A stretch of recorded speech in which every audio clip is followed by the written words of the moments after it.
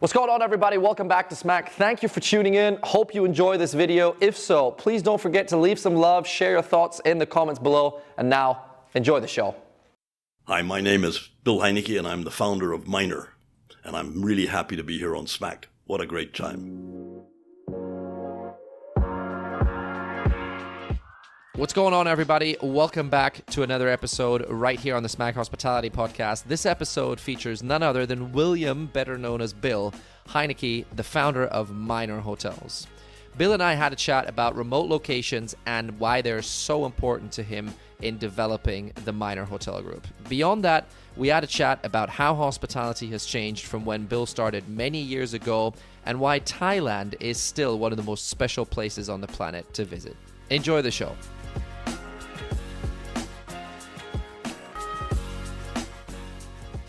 Bill, listen, thank you for being on the podcast. It's great to have you. Thank you for being on the show, taking time out of your schedule here in Abu Dhabi. Bill, I'm going to start with a very easy one. For those that are, let's say, not as familiar with the hospitality industry, could you tell me in one sentence, and I'm especially interested of this coming from a gentleman like you, why is it the coolest business in the world? I think hospitality is just something that you. For me, I grew up with it. I've never lived in America. I've always lived in internationally and in Asia. Yeah. And it just seemed like the most natural thing to evolve into. Yeah. So we started back in the 60s in food, and then in the 70s we got into hotels, and it just went on from there. Sounds good. Tell me, Bill, and I don't mean to, by all means, don't mean to make you sound old, but if we look at the way the business works today, and the business and the way the business worked, and especially hotels, when you first got into it, you must sometimes wake up and think to yourself, "Boy, has this changed." Yeah. A lot of people tend to think of us as an overnight success. I think we're sort of an overnight success that took 55 years. Yeah. But yeah, no, it's been a fun ride, and I never expected it to turn out quite the way it has. It's much bigger than I'd ever imagined it could be. Tell me one or two things, Bill, that you feel are particularly crazy in the way that they've changed. Is it more the operations? Is it the guests? Is it the way the business works? Are there one or two things where you think, yeah, this is a part of the business where we can really see it has dramatically changed to what it was, and maybe not even going back 50 years ago, but probably just 10 or 15. Yeah. Or just because of COVID, Yeah. So many people now have changed the way they live their life and the experiences they want, and I think COVID was a wake-up call for so many people. Yeah. I think we've seen so much more interest in experiences now when people travel.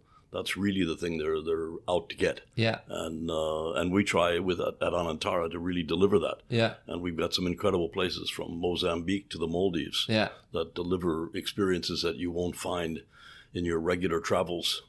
Travel itineraries, yeah. Let's talk about Miner then, Bill, in a little bit of detail. You've curated a portfolio of brands, obviously, and there's some fun ones there. Obviously, coming from my generation, we have to talk about now or in a second.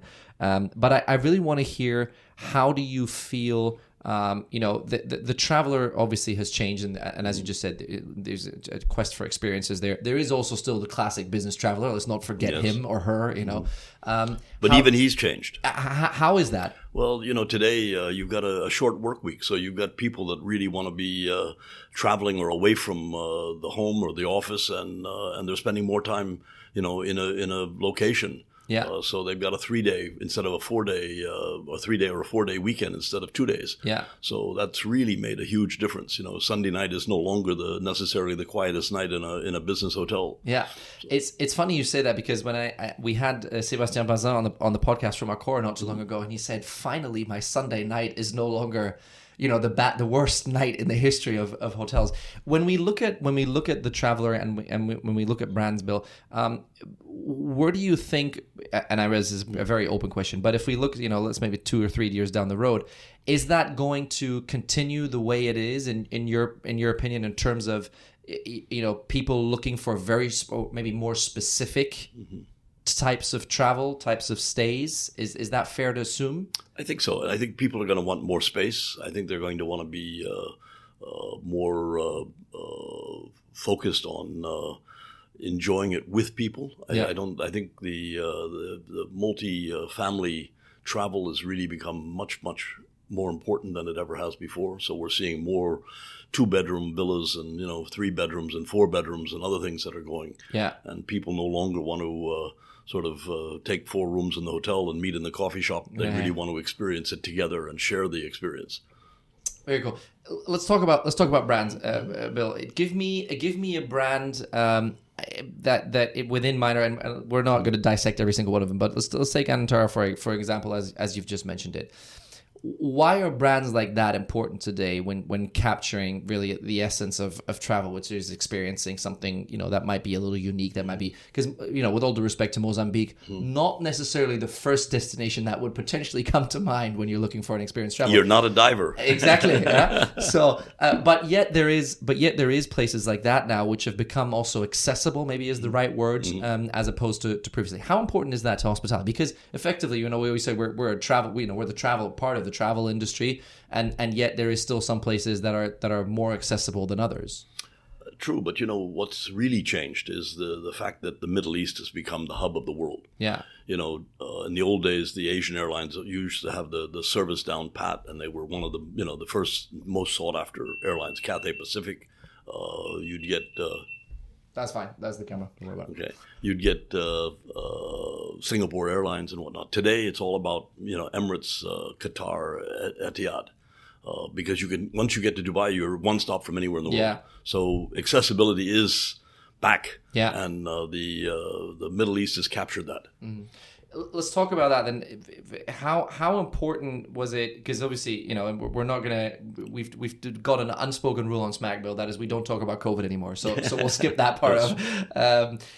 How important is a destination or is a region like the Middle East become, not just for the Middle East itself, but for the bigger travel environment? I think in the bucket list today, I see something like Saudi going to become, a whole new bucket list for people that are interested in travel and experiences. Yeah. And so we've already seen so much take place even in the Middle East. We also have Sirbanyas, which is a group of small camps on an island which is inhabited by probably 25,000 wild animals from Africa. Crazy. Yeah. So these things only happen in the Middle East, it seems. Yeah. Talk to me in a couple of sentences about Saudi, because obviously we're Future Hospitality Summit. We're close to the kingdom, and this event took place in the kingdom earlier this year. So there seems to be a lot of buzz going on about Saudi for obvious reasons, and there seems to be endless possibilities there at the moment. How refreshing and how scary is that project? Because it is really a country that is basically building an entire tourism, I'm going to say image maybe is the right word, or destination from sand. Yeah.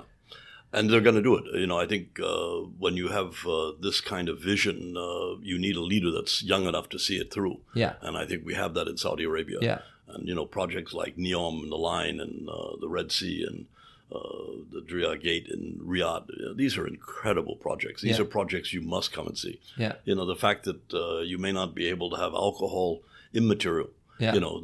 We have a resort in Banana Island in Doha, which has been dry from the day it opened, and it's never been a problem. Yeah. It's one of the top performing hotels that we have. Yeah. And so to me, Saudi is going to be the new mecca of travel. Yeah. And they're putting enough money and time and effort and vision into it. That only someone like Saudi with their resources and their time and their vision could achieve. Yeah. It's what they're going to try and achieve what Dubai took, 30 years to achieve in 10. So it's going to be incredible to see and watch. And money isn't a limitation for them. It's crazy because I feel like the people that you talk to, and correct me if I'm wrong, because you're much closer to this than I am. It's interesting to see that, yes, money plays a big role in this for sure, right? And that's always going to be the case. But there's more. It feels like there's more to the kingdom and their plans than just money. The time, the perseverance, the vision 2030 that they have, and so on and so forth.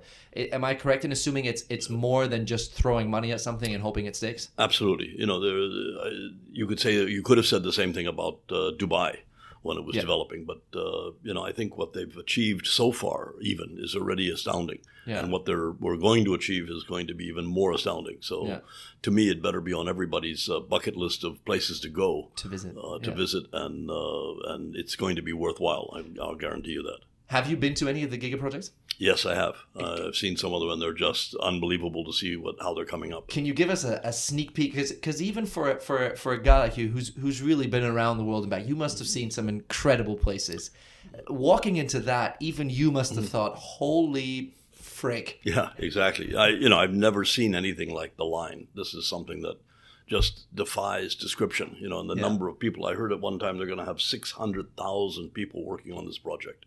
Insane. It's you just can't imagine it anywhere else in the world. Yeah, it's insane. Let's talk about Minor a little bit, Bill, and kind of the journey that you guys have gone through. But how close do you feel? And I say this with all the respect in the world. How close do you feel, Bill, Minor is to where you want it to be in terms of the people? And I think, again, this is a massive question, but in terms of the people, in terms of the hotels and the properties, and I realize that the properties are obviously an essential part of it, but they're not the only part, especially in today's world. How close are you to Bill's perfect vision of where you want to be? I don't think we'll ever achieve my perfect vision. We have about 90,000 people. We've got about 80,000 rooms globally. Yeah. But we still have areas to conquer. We're not in Japan. Yeah. We're well entrenched in Europe, South America, Australia, but in North America we only have one hotel in New York. So there's so much left to do the world to do that I'm not sure I'm going to be around long enough to see it. And every decade for me is very exciting because of the movement that we've made. Somebody asked me what was my best decade. Was it my 30s, the 40s, the 50s, even the 60s? And I said it's yet to come. It's yet very good. Yeah, so very good.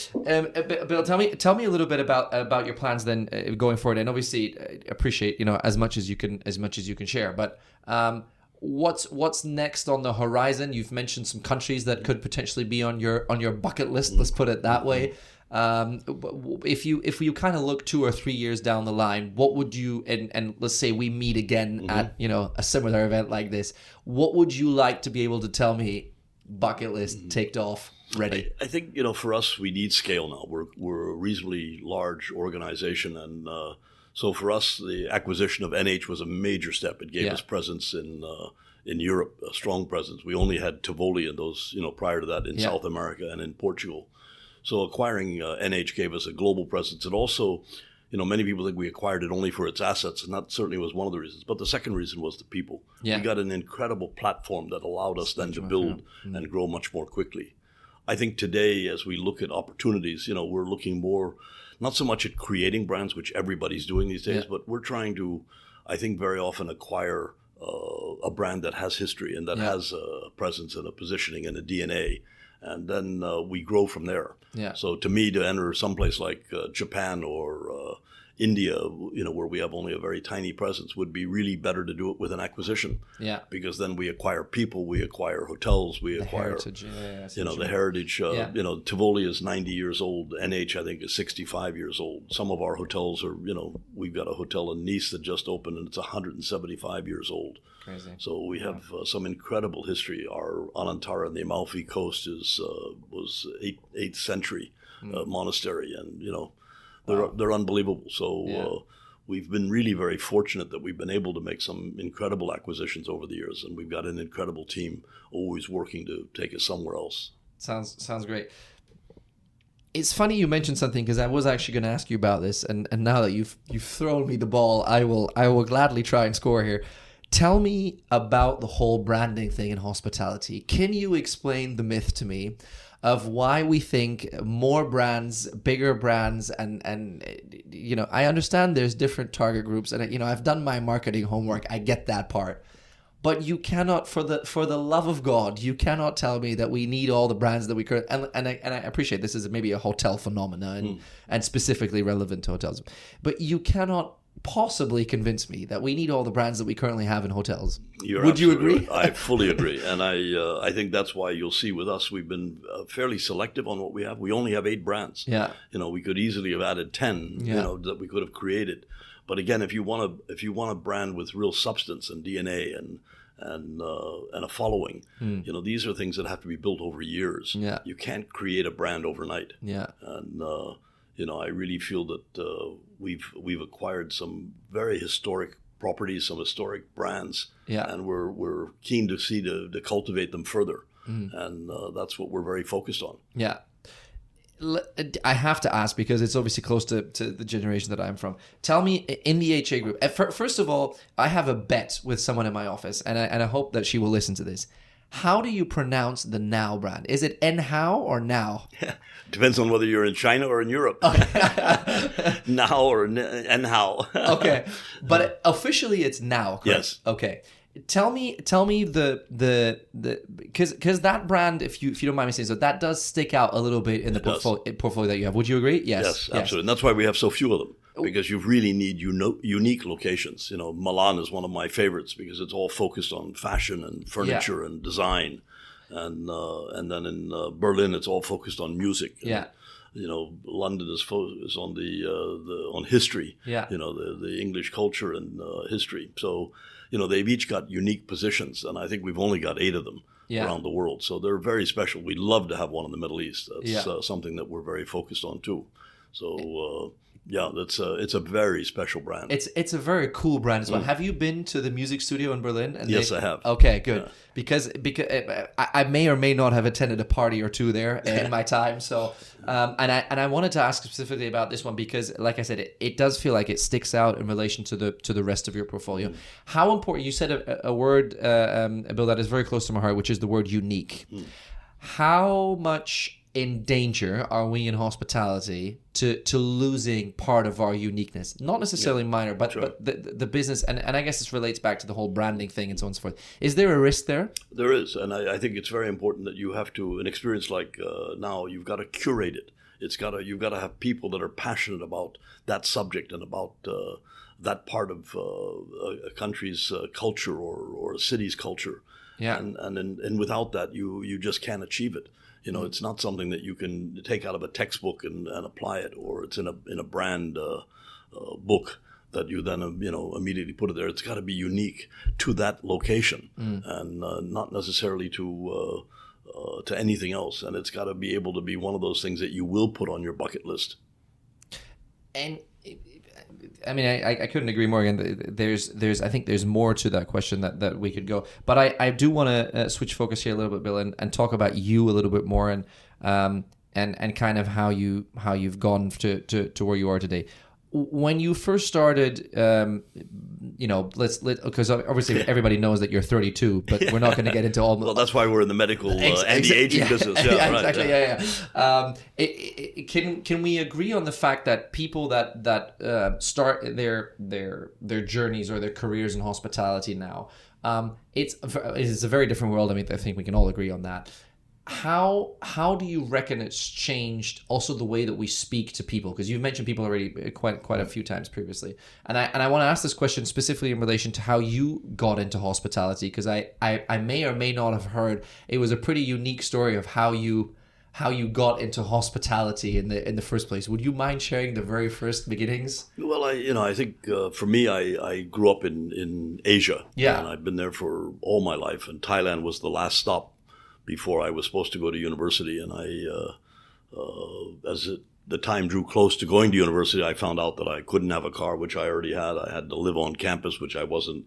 I was living away from home, and I had to make my own bed and do my own meals. And suddenly it didn't seem very exciting. So I said, look, to my parents, I'm going to just go out into the world and start a small business and be able to stay in Thailand. And they said, that's fine, but you're on your own then. And so I went and borrowed $1,200 and set up a small company. And because I was 17 at the time, I called it Minor. And that's how the name Minor came about. If I'd been, sort of over 21 or over 18, maybe I might have called it Major. And anyways, that's how it began. And we started, in food principally, and then evolved into hotels. And in 2001, we created Anantara, but we'd already had a lot of experience. We owned a few Four Seasons hotels. We owned a JW Marriott, a St. Regis, and so to me it was a natural progression for us to create our own brand and go after that market and see if we could do it better. Today we still own those some of those heritage hotels, the Four Seasons and the St. Regis. And the JW Marriott, but now we're very focused on our brands. Yeah. And, we've made, something like Anantara is a very indigenous brand, so it adapts wherever it goes. But we always have a little touch of home, Thailand. And Thailand, isn't well known for chip making or apparel or sneakers or what have you. It's or cars for that matter. But it's globally known as a world-class tourism location. So to me, to add the touch of Thai, whether it's in our spas or a touch of Thai food to our coffee shops, gives us that little bit of a reminder to people that where our home roots are. But principally, we're focused on trying to, in the empty quarter in Abu Dhabi, we've got a very Emirati experience. In the Maldives, it's a very Maldivian experience. In Mozambique, it's a very North African experience and things of that nature. So we're really very, very focused on trying to make a unique experience. And as I said, when you wake up in the morning, I really want you to know where the hell you are. Yeah. Not that you're in any typical hotel. You've got to be in that destination, and you got to know it. I'm going to ask this question with all the compliments that come with it, because I read somewhere in an interview about Minor that sometimes it feels that you guys were ahead of your time in the way you created experiences, because now today we know that the experiences is what a lot of guests are after. It's meant to be more unique. It's meant to be more. There's more demand for local experiences and so forth. And you guys have been doing this. Forgive me for saying this and again making you sound old, Bill, but you've been doing this for 20 odd years, or more, or more for that matter, right? But you got to remember, my growing up was all about adventure. It was about diving in Papua New Guinea, and it was about traveling the world, flying a single-engine airplane from Vero Beach to Thailand. And, so to me, it was all about adventure, about living life fully, about experiencing these things. And that's what sort of naturally came through on many things we did. We did so many remote locations that no big hotel would do, no big hotel chain would do. Yeah. Today, sometimes, people criticize me a little bit because of my passion for some of these remote locations, because they're never going to make the money compared to the amount of time that goes into them. But for the people that visit them, it's going to take back an experience that they will never have had. Forget. Today, one of my great things is Rwanda, where I haven't got anything where those animals are, and I just really want to be there. For personal. We're at the Livingston, the Victoria Falls. With our Royal Livingston Hotel. Yeah. We're all through Africa with Elawana, and we've got. Some absolutely incredible. That's why we went to Africa. Was really because we wanted to deliver those experiences. And one of the reasons we took on NH was because it really had such a well entrenched position in Europe. Yeah. And I believe the Chinese aren't traveling right now, and but everyone knows they're going to be traveling sooner or later. And then where are they going to want to go? They're going to want to go for new adventures. Yeah. And the Chinese are no different than the rest of us. Yeah. They also want those adventures. They're not going to go to Paris to go to LVMH. They've got that in Shanghai. Why do they need to go there? But they will go to see the Eiffel Tower. Yeah. People are going to travel to see things they can't see in their own country. Yeah. Food has become one of the most important parts. That's a huge change in hotels today. Today, hotels are so focused on food. We at Minor have invested a great deal of money in brands. We have interest in Benihana. We own all the Benihanas outside of the United States. We've got the Wolseley Hospitality Group in London with 7 or 8 top restaurants. And then we have other restaurants out throughout Asia that we've created, and we bring that knowledge and that experience to the hotels, because today food is probably it's one of my first choices when I choose a hotel. I really want to know what food experiences I'm going to have there. And then the other thing that's come after COVID, which we're not going to talk about, has really been wellness, and people really are worried about their health and their well-being, and today that's a very important thing. So, in many of our hotels, you can have an IV drip, after you get off the plane for jet lag, and if you're a heavy-duty banker, you can get an energizing IV drip. For people that are traveling in the Maldives, one thing that's changed about people is when they go away, they like to come back looking better. Well, that can sometimes, we can't do that fast enough in 3 or 4 days. So for women, it may mean a bit of filler or Botox or some aesthetics or threading or what have you. Yeah. But these are important things today. People want to look better. They want to look younger. They want to feel better. And they want to come back from their trip looking better. Yeah. I cannot let you go, and I'm cautious of time, Bill. I cannot let you go without talking something which you again have now thrown me the ball. So again, I will pick it up gladly, which is Africa, a continent that is probably, and correct me if I'm wrong, probably still overlooked by some, but yet a place where again you guys have potentially been maybe ahead of your time a little bit because you've been invested in Africa for decades. Tell me your prediction of how, with all due respect to the continent, Africa is going forward, because it's a place I've only ever been once to North Africa, unfortunately, and I've seen and heard from people that have been that there is, if we think the Middle East has a lot to offer, gosh, is Africa underrated? Is that correct? Absolutely, and again, it's underrated when people aspire to it. So that to me, virtually. I can't think of how many people from China have been to Africa, but not very many. So they've all been to Thailand for sure, because we had 10 million or 12 million tourists every year from China. So, but they're going to aspire to experience these things, which they can only read about. They can only see it on National Geographic. It's great if you don't want to travel, you can stay home and watch TV. But for those of us that want to feel it, smell it, and touch it, then you have to be there. And I think there's always going to be places like Africa. South America is still also relatively undiscovered, because it's so far away. But I think these are the places that I will see us spending more time on going forward. Europe is developed, the U.S. is developed, so much of the world, but Africa, not really. Not really. No. Give me, little Bill Heinecke's sneak peek preview Africa here. Give me a place, Bill, in Africa that the world has not heard of that you would recommend to see. Let's see.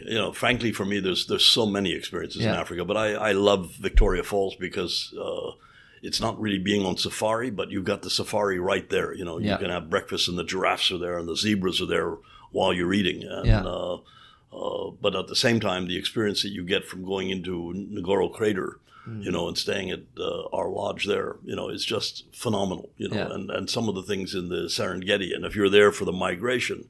This is something you'll never see in your life, and you'll remember to your dying day. And those are the sort of experiences that I want to have. Great, incredible.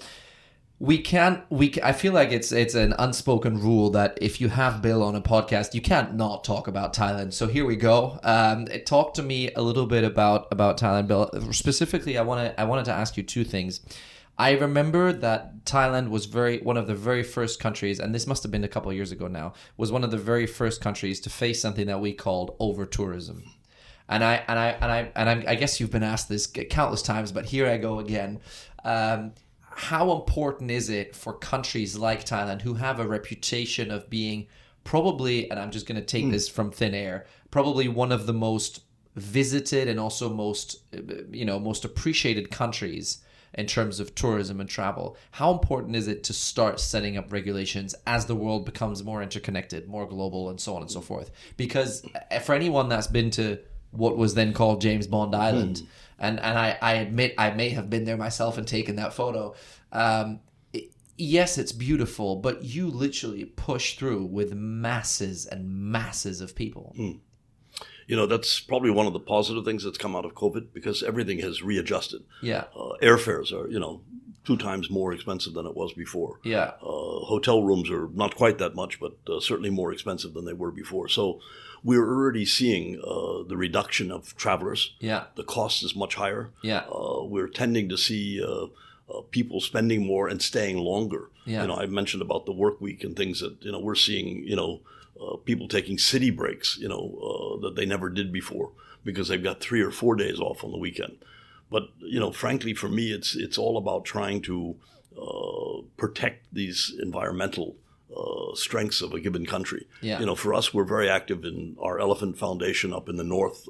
We've rescued elephants from all over Thailand because they're unemployed today. They're domesticated, but you can't afford to feed them. And we put them up in our camps in the north and allowed people to walk with the giants, as we call it. And they don't ride them, but they'll learn how mahouts treat elephants and how they're raised. And that's very important to us. But it's not something that you can have thousands of people on. So we're limited to the handful of rooms that we have to cultivate that experience, a little bit like Rwanda or whatever. So, we're trying to cultivate experiences which, again, where we can control the environment. We're very involved in, coral rebreeding, and El Nino is killing us in so many locations. We're involved with turtles in Phuket because there's been so many of them that have been lost over the years to fishing and nets and God knows what.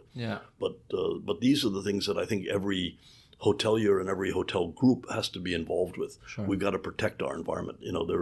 You can't necessarily stop people from traveling, and it's an experience that I think everybody wants. But what we can certainly do is try to protect the environment a lot better than we have been doing for the last 20 years. Yeah, very interesting. And then the second thing I want to touch on is Thailand. Is if we look at the competition, I guess is how much competition does Thailand realistically have because of the location and the beaches and so on, the islands that come with it and so on and so forth. But do you think that the fact that the world is now more interconnected and travel is, effectively back after COVID and, probably minus one of the potentially biggest target groups in the world, which is, the Chinese traveler, which I think we can all also agree he will come back, or he or she will come back at some point in time.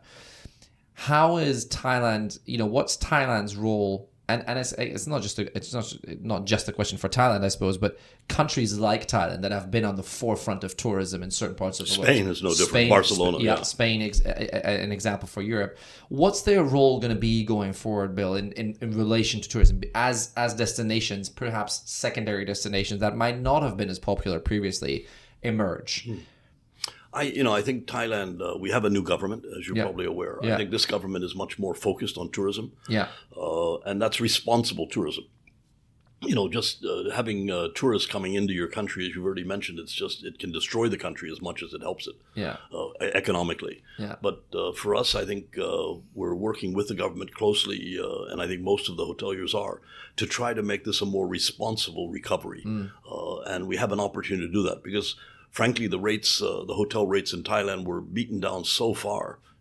Today we're envious of Singapore and of their rates that they're able to get, and we've got we believe, a better product. So it's all a question also about realizing that I don't think you're going to see many hoteliers subscribing to going back for the mass tourism. It's just not sustainable, not even for the hotels, because when you had such low rates, you can't afford to invest. And I can tell you that from what you can see in the Middle East and in Saudi, they're not going to do these things for to get mass tourism at low rates.